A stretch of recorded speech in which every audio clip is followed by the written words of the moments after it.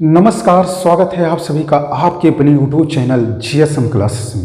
मैं सियाराम वर्मा फिर आप लोगों के सामने एक बार उपस्थित हूँ गणित विषय के साथ, जिसमें आज हम आपको कक्षा 10 की गणित के बारे में बताऊंगा, जो आपके एग्जाम व्यू से बहुत ही महत्वपूर्ण होगा।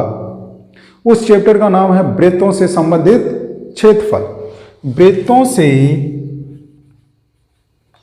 वृत्तों से संबंधित क्षेत्रफल। वृत्तों से संबंधित क्षेत्रफल एरिया रिलेटेड टू सर्कल्स। आज हम इसके बारे में पढ़ेंगे। तो सबसे पहले बात आती है वृत्त की। तो वृत्त क्या होते हैं, जिसको हम इंग्लिश में क्या कहते हैं, सर्कल कहते हैं। देखिए, वृत्त वह है एक ऐसे बिंदुओं का बिंदुपथ है जो एक समतल पर इस प्रकार गति करता है कि इसकी एक नियत बिंदु से जो दूरी होती है वो सदैव क्या होती है, समान होती है। जैसे ये बिंदु है, ये क्या है, बिंदु है, इसके कुछ दूरी पर इसके चारों ओर ये बिंदुओं का बिंदुपथ होता है, ये आपका गति करता है। ये इसको हम क्या नाम देते हैं, सर्कल, जिसको हम कहते हैं वृत्त।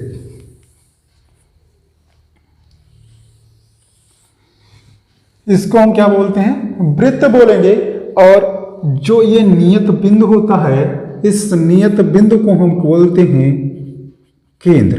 क्या बोलते हैं, केंद्र। और इस नियत बिंदु से जो ये दूरी होती है, इसको हम नाम देते हैं त्रिज्या। क्या नाम देते हैं, त्रिज्या। आई बात समझ में। देखिए, वृत्त एक ऐसे बिंदुओं का बिंदुपथ है जो एक समतल पर इस प्रकार गति करता है कि इसकी एक नियत बिंदु से जो दूरी होती है वो सदैव समान रहती है। अब बात करते हैं इसमें जीवा की। जीवा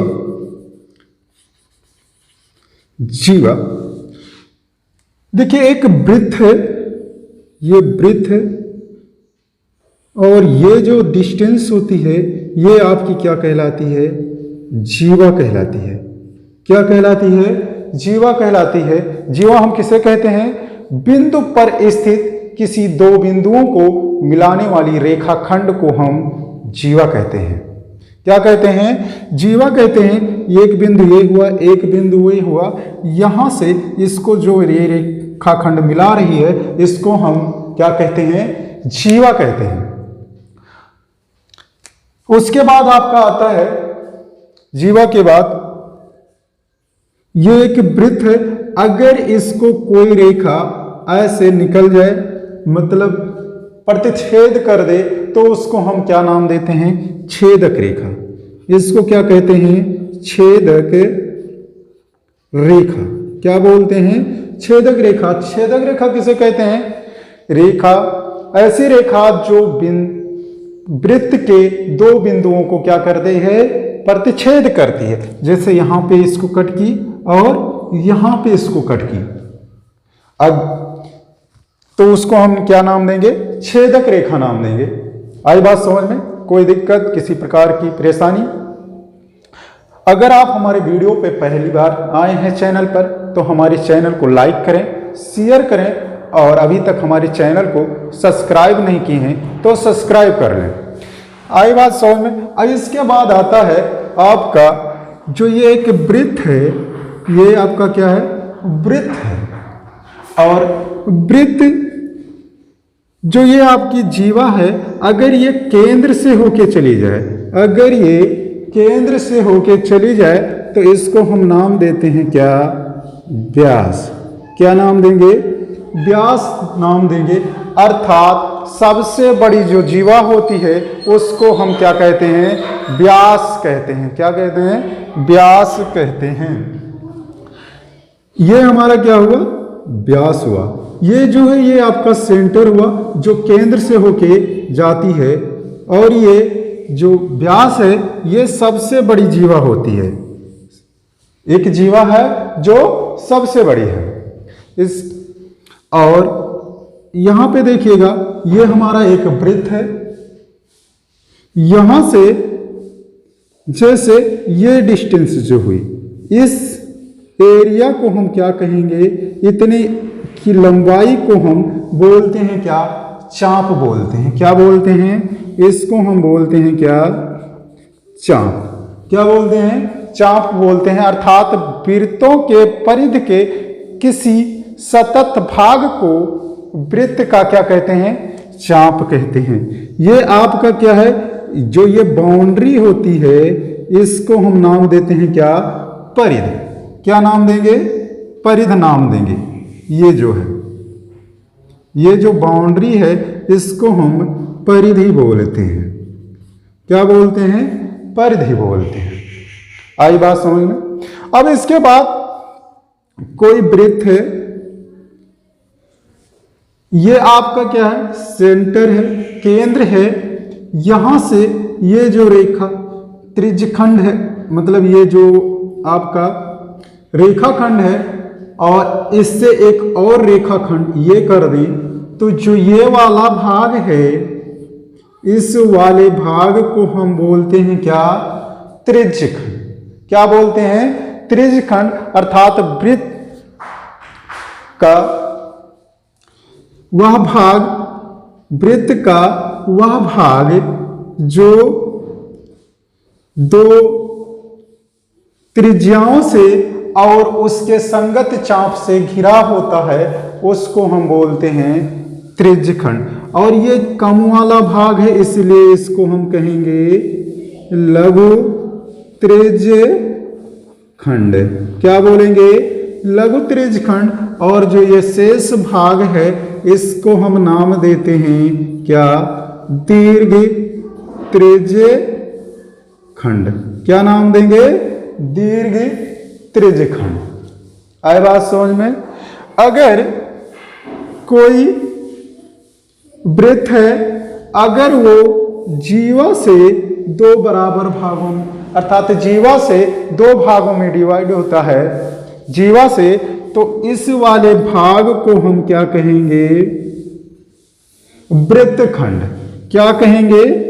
वृत्तखंड कहेंगे। और ये कम वाला भाग है इसलिए इसको हम नाम देंगे लघु वृत्तखंड। क्या नाम देंगे? लघु वृत्तखंड। और ये जो शेष भाग है ये ज्यादा वाला है इसलिए इसको हम नाम देंगे दीर्घ वृत्तखंड। क्या नाम देंगे? दीर्घ वृत्तखंड। अब वृत्तखंड कैसे किसे कहते हैं? जो जीवा और संगत चाप से घिरा होता है उसको हम क्या नाम देते हैं? वृत्तखंड। और जो त्रिज्या से, दो त्रिज्याओं से और चाप से घिरा होता है उसको हम त्रिज्यखंड कहते हैं। आई बात समझ में? अगर कोई वृत्त है, ये जैसे वृत्त है, अगर जो ये व्यास होता है, ये वाली व्यास जो होता है वो वृत्त को दो बराबर भागों में क्या करता है? बांटता है। दो बराबर भागों में बांटता है और प्रत्येक भाग को हम क्या कहते हैं? अर्ध वृत्त कहते हैं। क्या कहते हैं? अर्ध वृत्त। अगर किसी वृत्त का, जैसे ये वृत्त है, इसका 4 भाग कर दिया जाए तो इसका जो एक भाग होता है उसको हम क्या कहते हैं? वृत्त का चतुर्थांश कहते हैं। क्या नाम देंगे? ये आपका है चतुर्थांश। क्या है? चतुर्थांश है।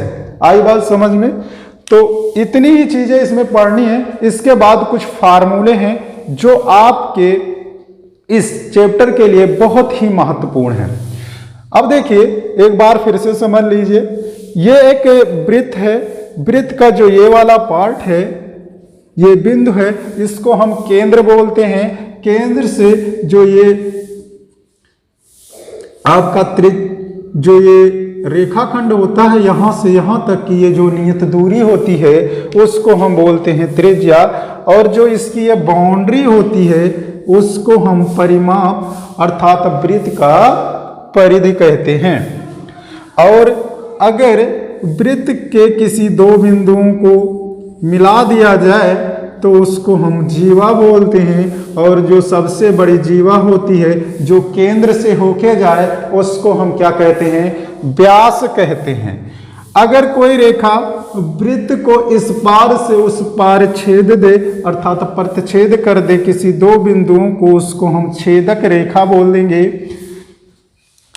अगर जो त्रिज्या है आपका, दो त्रिज्याओं और उसके संगत चाप से जो एरिया घिरी होती है उसको हम क्या कहते हैं, त्रिज्यखंड कहते हैं। ये आपका कम भाग है इसलिए लघु त्रिज्यखंड, ये वाला भाग ज्यादा है इसलिए इसको हम दीर्घ त्रिज्यखंड कहते हैं। जो हमारा ये जीवा होता है, जीवा से जो वृत्त होता है दो भागों में विभाजित होता है, दो भागों में विभाजित होता है, और जो ये वाला भाग है इसको हम लघु वृत्तखंड और इस वाले को दीर्घ वृत्तखंड कहते हैं। अर्थात जीवा और चाप से घिरे हुए भाग को हम क्या कहेंगे, वृत्तखंड बोलेंगे। आई बात समझ में। अगर कोई व्यास वृत्त है, अगर कोई क्या है, वृत्त है, और उसका जो व्यास है वो वृत्त को क्या करता है, दो बराबर भागों में विभाजित करता है, और जो दो बराबर भागों में विभाजित किया उसका प्रत्येक जो भाग होता है उसको हम क्या बोलते हैं, अर्धवृत्त कहते हैं। क्या कहते हैं, अर्धवृत्त कहते हैं। अगर हम वृत्त को चार बराबर भागों में विभाजित कर दें, कितने बराबर भागों में, चार बराबर भागों में विभाजित कर दें, तो प्रत्येक जो भाग होगा वो वृत्त का चतुर्थांश कहलाएगा। क्या कहलाएगा, वृत्त का चतुर्थांश कहलाएगा। आई बात समझ में। अब देखिए इसमें हमारे कुछ फार्मूले हैं जो आपके इस चैप्टर के लिए बहुत ही महत्वपूर्ण है, उन फार्मूलों को देख लीजिए।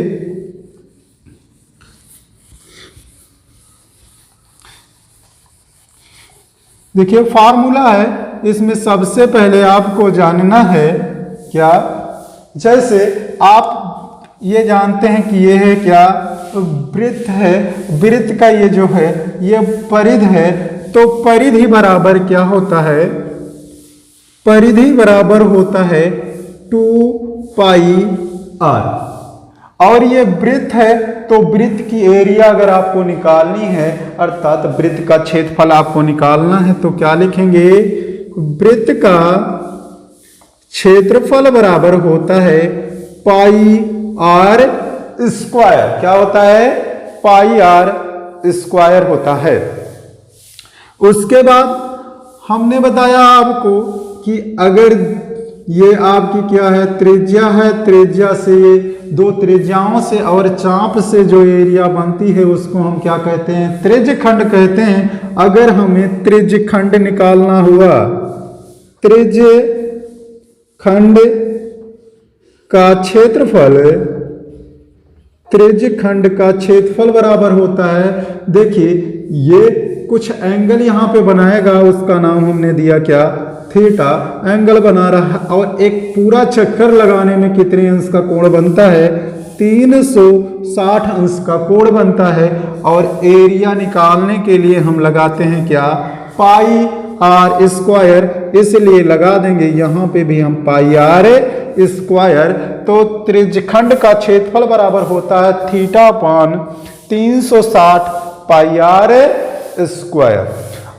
अब देखिए अगर ये वृत्त का त्रिज्यखंड ना बोल के ये वाली दूरी पूछ ले अर्थात चाप, तो चाप बराबर क्या होगा, चाप की लंबाई, चाप की लंबाई, लंबाई को हम L से डिनोट करेंगे तो इसको लिखते हैं क्या, θ/360 लिखेंगे ही लिखेंगे। और ये परिध होता है, परिध का भाग है और परिध का क्या होता है, 2πr होता है। तो लगाएंगे क्या, 2πr, और इस 2 से ये आपका 360 डिवाइड होगा तो ये होगा क्या, 180। तो ये बनेगा क्या, θ/180 अगर आपको क्या निकालना होगा, चाप की लंबाई निकालनी होगी तो आप फार्मूला किसका यूज करेंगे, लंबाई बराबर लगाएंगे θ/180πr। आई बात समझ में। इसके बाद क्या होगा, अगर इसमें और सारी चीजें निकालनी होंगी, जैसे इसके अंदर त्रिभुज बन जाए, तो यह भी जानना जरूरी होता है कि त्रिभुज का क्षेत्रफल क्या होता है। त्रिभुज का क्षेत्रफल होता है 1/2 आधार, आधार गुणे ऊंचाई, आधार गुणे ऊंचाई। अगर त्रिभुज कैसा हो, समबाहु हो, अगर त्रिभुज समबाहु हो तो उसका क्षेत्रफल होता है क्या, लिखेंगे समबाहु त्रिभुज, समबाहु त्रिभुज का क्षेत्रफल, समबाहु त्रिभुज का क्षेत्रफल बराबर होता है √3/4 इंटू भुजा स्क्वायर। समबाहु त्रिभुज का क्षेत्रफल क्या होता है, √3/4 भुजा स्क्वायर।